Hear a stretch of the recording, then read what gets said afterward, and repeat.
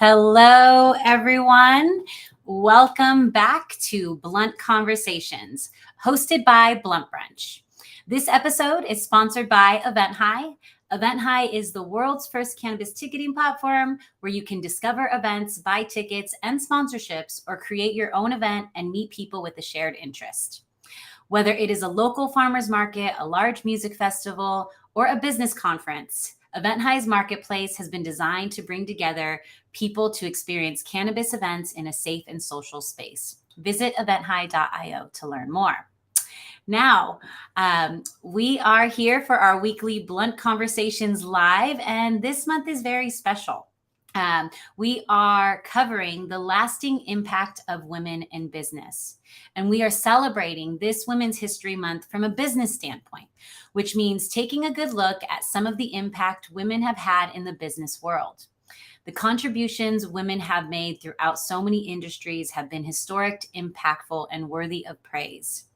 Now, before I introduce our guest, I just want to remind you all, we are streaming live on Facebook, Facebook, LinkedIn, and YouTube. So wherever you're joining us from today, feel free to join the conversation. Let us know where you're tuning in from, or even submit any questions you would like to share with our special speaker today. Now, this week, I am honored to introduce you all to Lisa Snyder. Lisa is the co-founder of Tokeativity, the global feminist community for active cannabis culture, and the founder of Elle Digital. And I hope I didn't say that wrong. So when we bring her up, we'll confirm. She is a feminist, a business advisor, and plant medicine advocate with over 25 years of digital strategy and project management experience. She passionately supports the self-healing revolution through consumption, plant medicine, advocacy, and digital liberation. Her work has been recognized in Forbes, Rolling Stones, and Condé Nast. I'm so bad at this. We'll have to bring Lisa on to confirm I'm saying these correctly. But her work has been recognized in national leading mainstream platforms, again, like Forbes and Rolling Stone. Over her career, Lisa has produced over 500 interactive community events for feminists across the globe and has launched hundreds of websites, apps, online shops, membership portals, and digital art projects. She's the co-creator and an executive producer on Bridges, which is a web series about race, equity, and inclusion. She's also the co-author of the Mommy Jane's Guide to Changing the World Through Social Media, and is coming out with a new book called The Female Cannapreneur later this year. She is also a board member of Sweet Jane Magazine and the Oregon Cannabis Association. And Lisa's passion lies in consumption events, helping small business owners navigate digital projects and supporting female cannapreneurs through mentorship and coaching. When she's not on the computer, she's spending time with her wife, Kat, and her pup, Ziggy, in Portland, Oregon. So with that being said, Lisa, thank you for joining us today. Thank you so much for having me.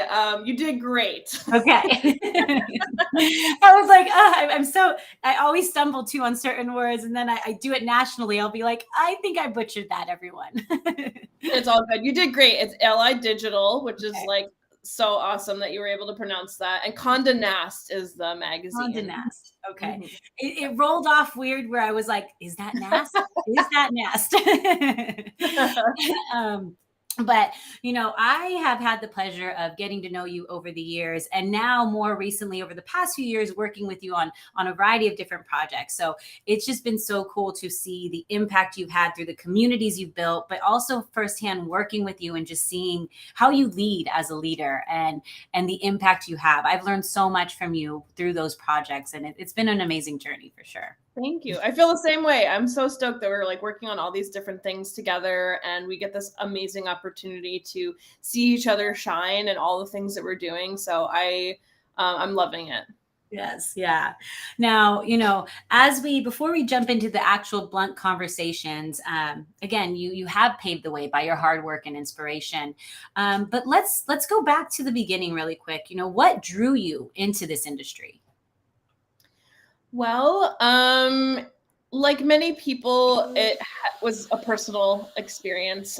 Both my parents died of cancer when I was in my 20s. My dad died first in 2004 from Hodgkin's disease lymphoma, and my mom died 5 years later from leukemia. And it was with my mom that I actually tried to get her access to what at the time I knew as cannabis pills. Now, I was a consumer super gently in the background, but in Pennsylvania at the time in 2009, that was just not something that we could access easily. I was dismissed by doctors and nurses, and I just knew there was got to be a way to get access medicinally, and I just was, like I mentioned, not taken seriously. So after she passed away, a few years later, I moved to Portland, Oregon with my wife in 2013, and adult use was legalized here in 2014 through ballot measure 91. And it was really exciting because I didn't move here to like get into cannabis. Like, I'm a feminist. I've done feminist events for a long time, and I'm an out lesbian woman, and I've loved supporting the LGBTQ community.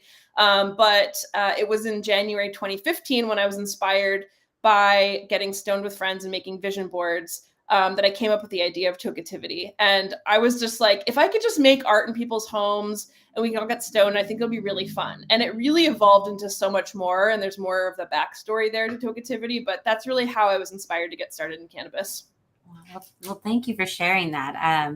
I don't think I knew that. So that's something new I learned about you today. That's yeah. And we're glad to have you here and helping propel and too with what you have been able to do with Tokeativity. So with that being said, what is the mission of Tokeativity and how can others get involved?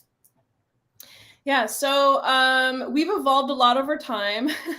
And, we are a global community of plant medicine advocates that is rooted in feminism. We work as a collective to modernize consumption culture through interactive experiences. And so we've actually hosted over 350 consumption events in places around the globe. Pre-pandemic, we had almost 20 chapters, most of them in North America. We had a couple in South Africa, a couple that we were working on in Spain, one in India, and one that we were working on in the UK, and then everything shut down. So like many businesses, especially in the event space, we had to pivot and we went all online. And it was amazing because our global community was able to meet each other. And that was one of the amazing benefits of the pandemic in regards to how we had to pivot and be together. So we're step by step, kind of putting one foot for the other, doing in-person events again. I just came back from Austin and South by Southwest, which was amazing.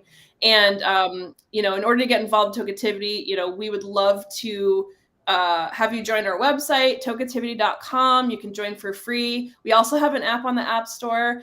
You can download that for free as well. There's like a ton of perks and cool collaborative experiences that we're constantly working on. So again, also following our social media for all the things that we're working on.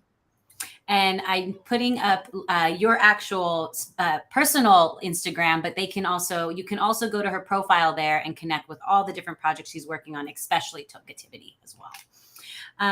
Now, as a woman, what are the most significant barriers you had to overcome to thrive in your role in your role in the industry or in the workplace?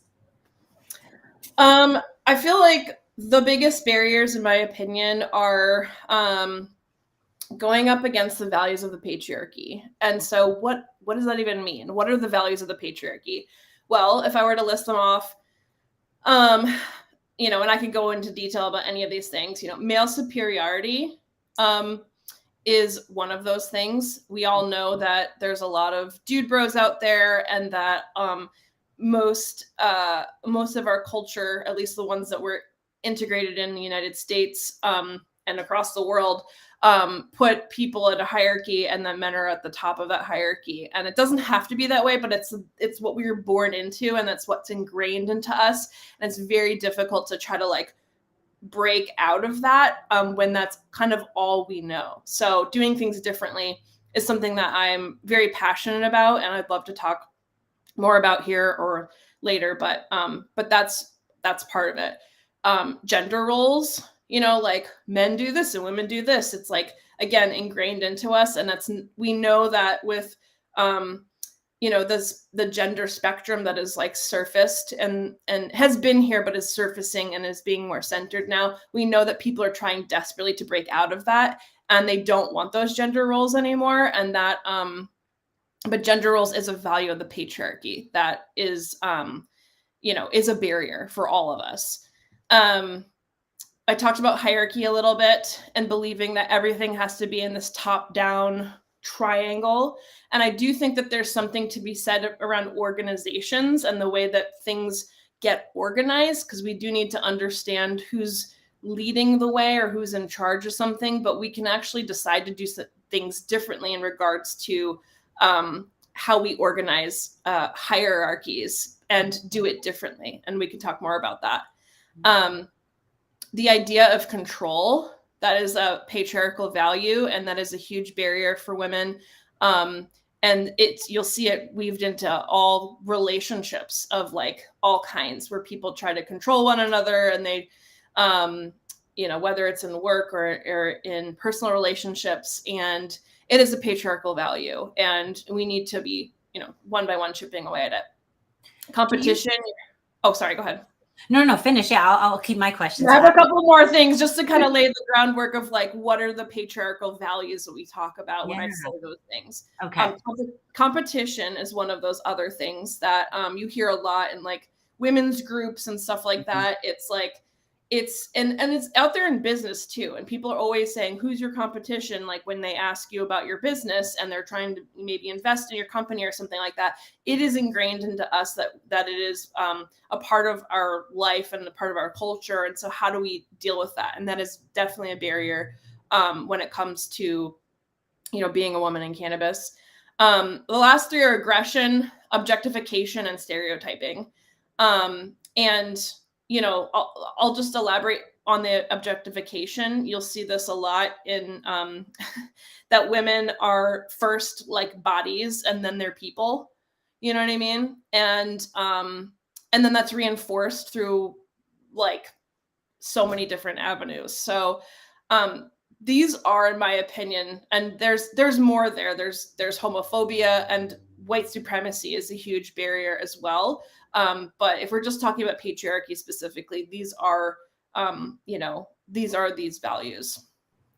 Do you think, as these, more specifically, so like gender roles, it is starting to change within relationships and just in overall, that should soon help impact the way the male patriarchy is within businesses eventually, right? Do you foresee that at least somewhat helping?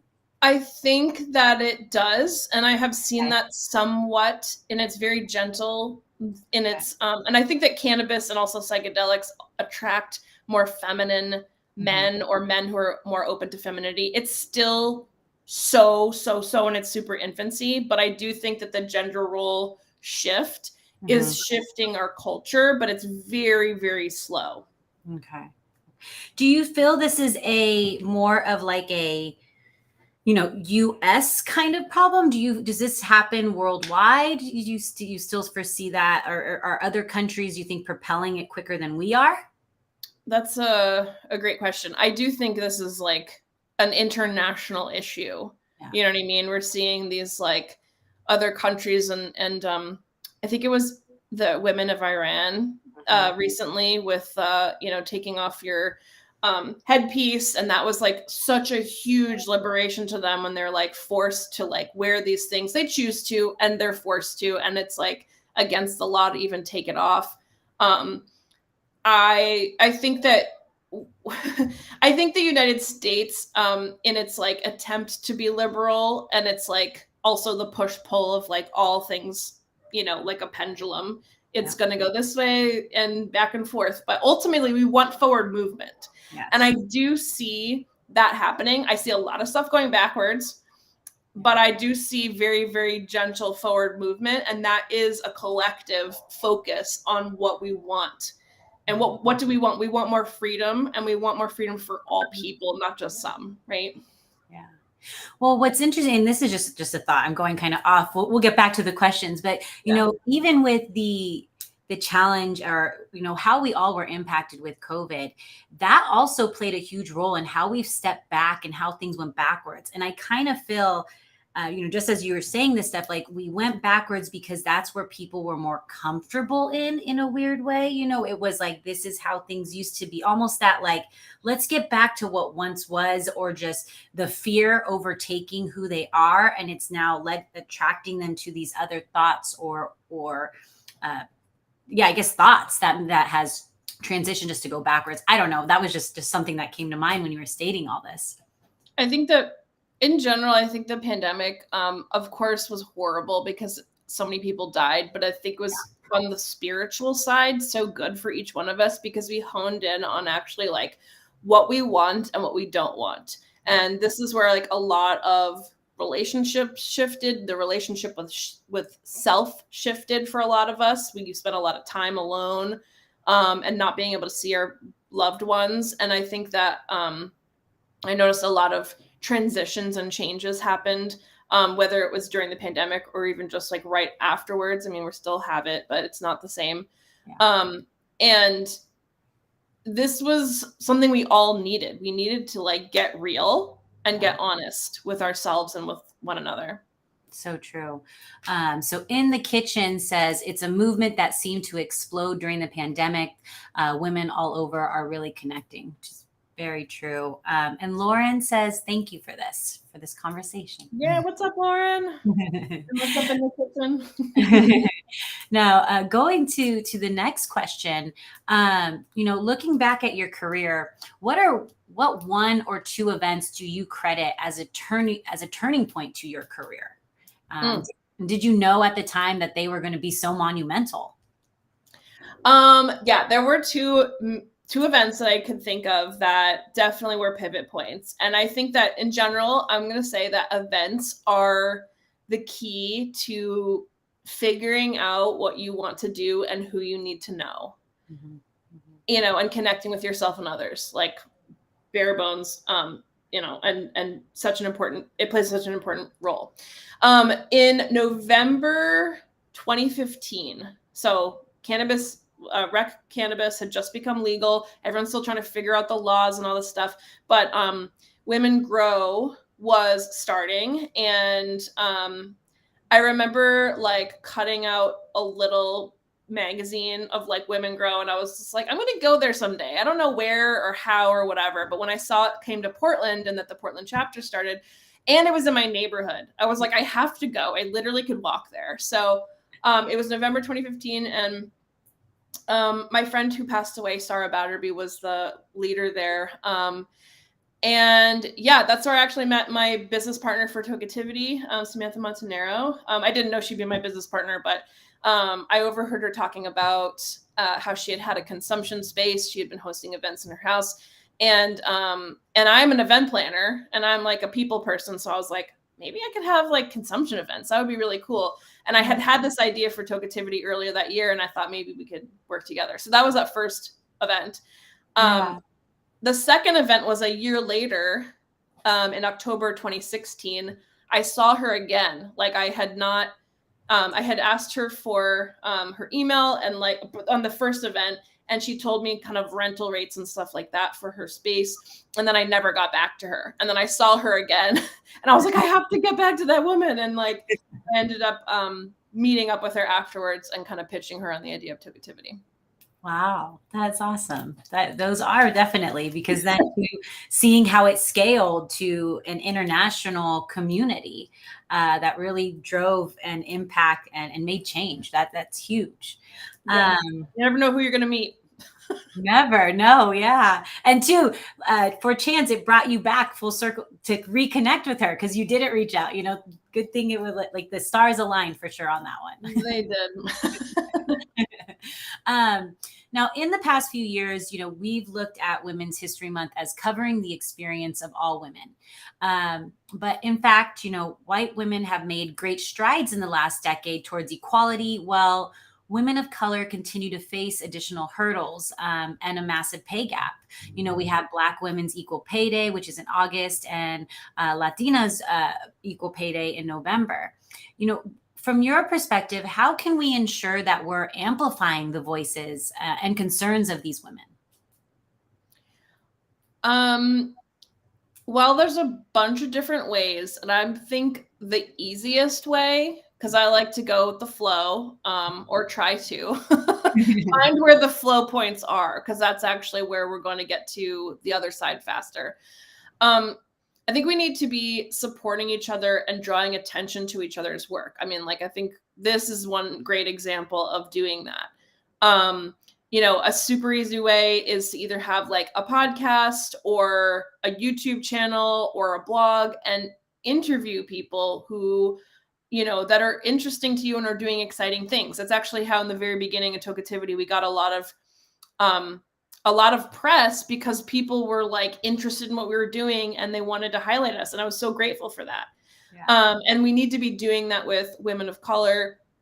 And drawing attention to their businesses in that way. So like if you have a podcast or a blog or YouTube channel, or you don't have one, but you want to have one, this is such a great way to highlight women that we want to know, especially those who are not getting press, who are not being seen. And we do see a lot of the same names again and again because we all kind of get to know each other, and then we know what each other's doing. And the only way we're going to know what women are doing is if other people are talking about it and sharing about it. So if you're not comfortable with doing this kind of stuff, and you, on the other side, you want to get onto podcasts, or you want to get on a blog, or you want to be interviewed, like a really simple way is to just make your own little pitch of like a picture of yourself, a little bit about your business, and then like look for those publications, whether they be small, medium, or large, and let them know what you're doing. And they're always looking for content, like always, especially with all of this social media stuff. You can be your best salesperson, and unfortunately, sometimes that puts the burden on the woman to do that. But if you're really, really new, it's very easy to do. It just takes some clickety clacking for a few hours until you get somebody to get you on their, whatever it is, on their media. Yeah. Well, and then like you make a good point, no matter how big or small, even those small ones make a huge impact because they have loyal listeners. It also gets you to practice how you are speaking and telling your story or sharing the knowledge you have. That's great advice. Now, and one other thing with the thought of that, as we were going into it too, I've heard this a lot more recently, but it was brought up where, many companies were telling people you can't ask what others are being paid. They were, it was like something where it was like against the law or something where it's like privacy protection. And a lot of people, I remember being told that when I was in corporate America. And so that is not factual. You can actually ask. You can ask your peers how much they're getting paid. It's not a bad thing. So you can also now know, what is the difference? Are you getting paid more with somebody doing the same job? And bring it up to HR or management. At least try to maybe get fair pay as well. Just one thought. Yeah, no, that's a great thought. And we have to be advocates for ourselves out there, unfortunately. And I mean, sometimes we'll have somebody like kind of puts themselves out there for us, but most of the time people step back and they let other people fall. And you need to be able to be resilient and find your own resilience to be able to like know what kind of things you need to advocate for yourself for, and begin to become deal with the discomfort of telling the truth, and work with your own nervous system and practice that. Yeah, that's great advice. What should leaders do to empower the next generation of women leaders? Which leaders? Are we talking about women leaders empowering other women leaders? Or are we talking about male? I guess for context of where we are, I mean, in general, I would feel, just what advice in general to anybody that's watching, whether, whatever, all humans that may be tuning in right now. What should leaders do to empower the next generation of women? I think that being aware of what the barriers are, we talked about them, in patriarchal values a lot earlier, but also being aware of how white supremacy plays a role in everything. And also homophobia plays a role in everything. And so knowing that is like kind of like, I feel like step one, because we have to know and understand what are the systems that are the major barriers. You know, you can have a personal relationship with somebody, but if you are not aware of those major barriers, you're just going to keep repeating the same cycle, which is what I really hope to help women break out of the cycle of repeating the same stuff again and again in the cannabis space and beyond. But, you know, I think that like you can give people a chance to lead, but you also have to be very, very clear about what your expectations are, and create really, really strong boundaries around those things. I feel like in the cannabis space, people go all over the place with their boundaries and they just kind of like figure it out later. And then it's like later. And then then you're kind of dealing with the laterness of the boundary issues and whatnot. And so I know that like this is an emerging industry. I know we're all trying to figure it out and there's going to be mistakes along the way, but give people a chance to lead. Also be super clear about what your expectations are and make sure that you're kind of like having that ongoing relationship with them so that there's mentorship happening, you know, and hopefully they want to be mentored. Some people don't want to be mentored. But you can mentor people if they are open to that, because you want them to be better. And hopefully you want them to be better. And hopefully you want whatever you're working on to thrive. And chipping away every single day at the patriarchy's values, you know, one uncomfortable conversation, a moment at a time. We have to do that. Yeah. What advice would you give to women looking to advance in their career? I think that women are, generally speaking, not all of them, but generally speaking, I think they're afraid to speak up. And they're afraid to call out bad behavior, and they're afraid to call out a lack of boundaries. And from colleagues or coworkers or bosses. And there's a fear of retaliation and there's a fear of judgment that often paralyzes women so that they don't do anything. And this happens a lot in outside of the cannabis space, you know, when we might witness something racist happening and a lot of people freeze up and they don't know what to do. And it takes like really just practicing it. Like I said, every single uncomfortable moment you have to practice, like, what is it that, and get clear about what you want, you know? And I think practicing speaking the truth is really, really helpful because like I said before, it helps with your nervous system, get used to the nerves that come up when you're like trying to say something that is uncomfortable, that is going to maybe rub someone the wrong way. And there's a saying of like, speak up even if your voice shakes.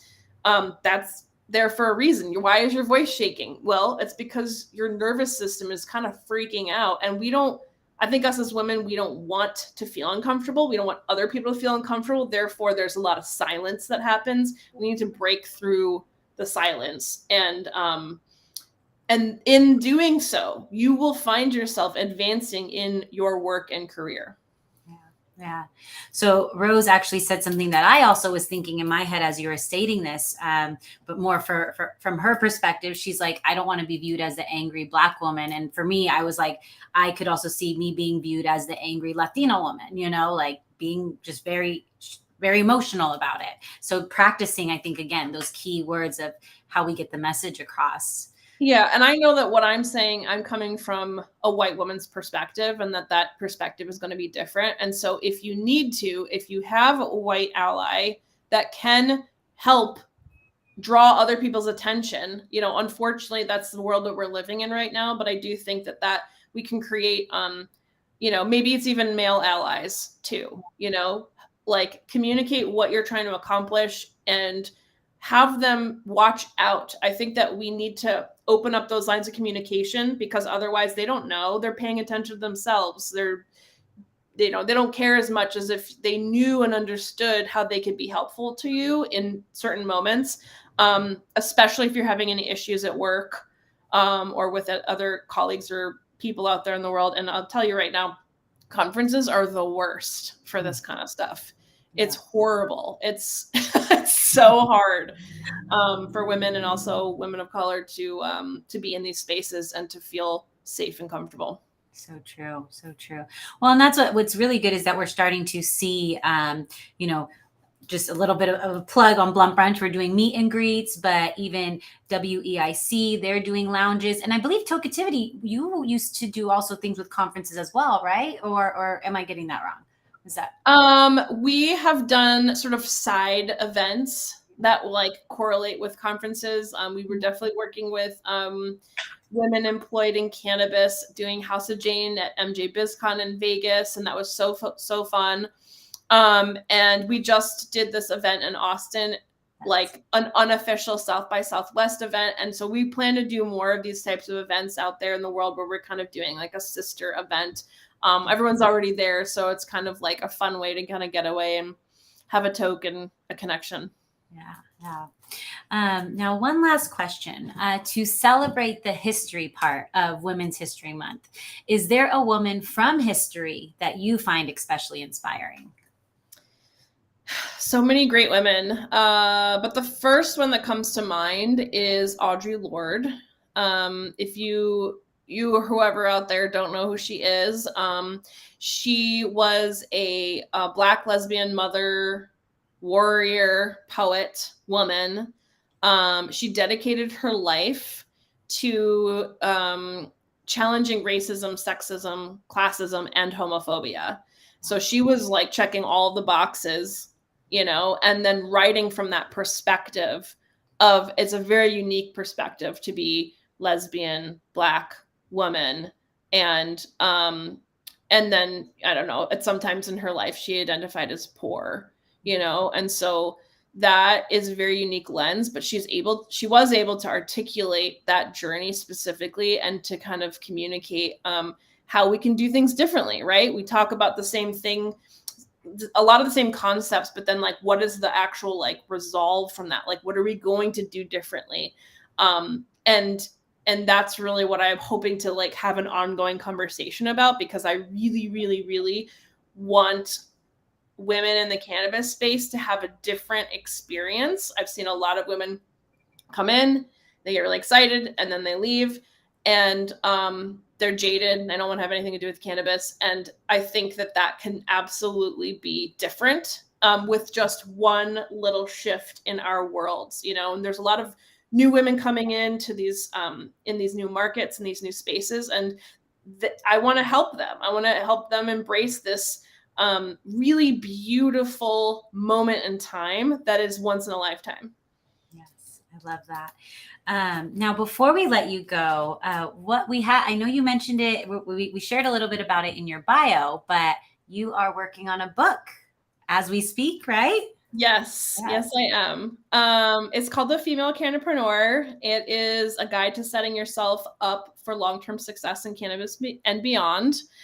And like I talked about, there's just all of these patterns that I continue to see happen again and again. And I really want to take some of the lessons that I've learned, as an entrepreneur and also a cannapreneur, and also from a female and a lesbian perspective, and try to like, share some wisdom and to like have a collective conversation about how are we going about this differently.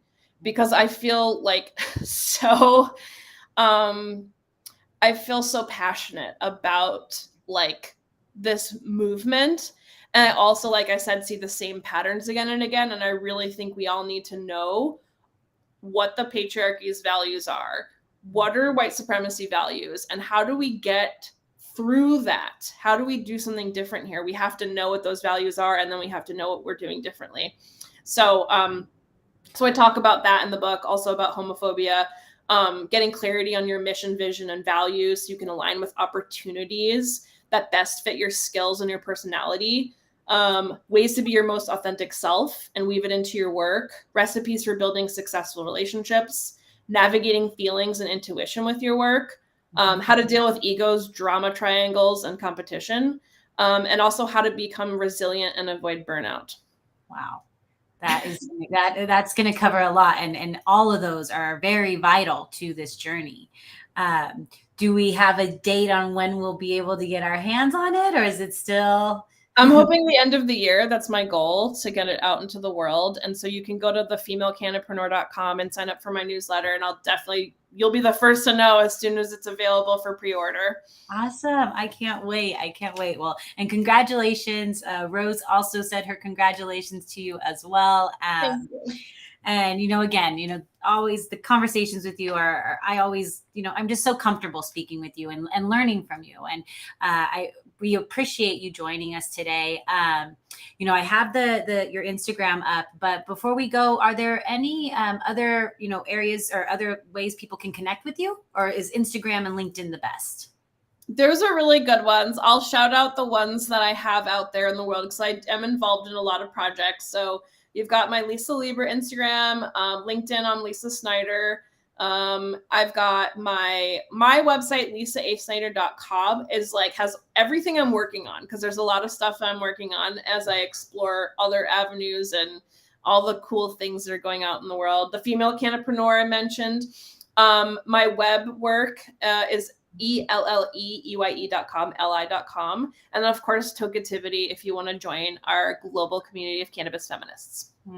Well, thank you again for joining us. And, I'm going to share this, but yesterday, Lisa and I were talking, and she asked, how do I do all these things? And now I'm like, well, wait, that question should go back to you. How do you do all these things as well?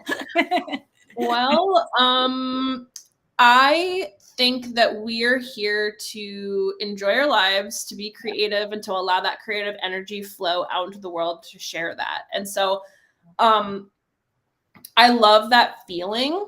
And that feeling, it kind of has these heights, these it ebbs and flows, but I always feel that way. I always wake up and I want to make things, and I want to do things, and I want to, so I'm super inspired. It also is super helpful. I don't have any children. I don't plan to have any children. Mm-hmm. So all of my businesses that I'm doing are my business babies, and I'm super happy and grateful to have those business babies in my life. And also gives me a lot of freedom with my time. So I know that that's a privilege in and of itself. And my wife is amazing, and she's been such a great supporter of all the things I'm doing. I don't think I could have done any of the things I'm doing in my life without her. That is key. Well, again, thank you, Lisa, for joining us. I will chat with you very soon. And we again appreciate you for joining us today. Thank you so much. And thank you all for joining us today and tuning in as you all dived into the amazing advice and insight from Lisa. Shout out again to this week's sponsor, EventHi, for empowering and supporting the Blunt Brunch mission. If you are an event organizer in cannabis, EventHi is your go-to spot to easily publish, promote, and sell tickets compliantly for your cannabis-related events. Visit eventhi.io to learn more. And again, thank you all for tuning in. Enjoy the rest of your evening, and save the date for next Tuesday, as Vanessa Oliver will be joining us. Vanessa Oliver is the CEO of Oliver 9 Studios, and we'll be continuing the conversation, or this month's Blunt conversation. See you all soon. Bye.